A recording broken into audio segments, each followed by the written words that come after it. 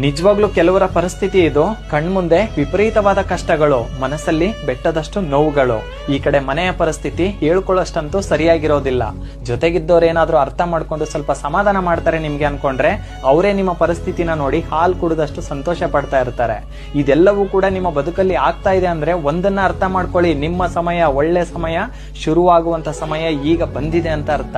ಈ ಸಮಯದಲ್ಲಿ ದೇವರ ಪಾದವನ್ನ ಗಟ್ಟಿಯಾಗಿ ಹಿಡ್ಕೋಬೇಕು.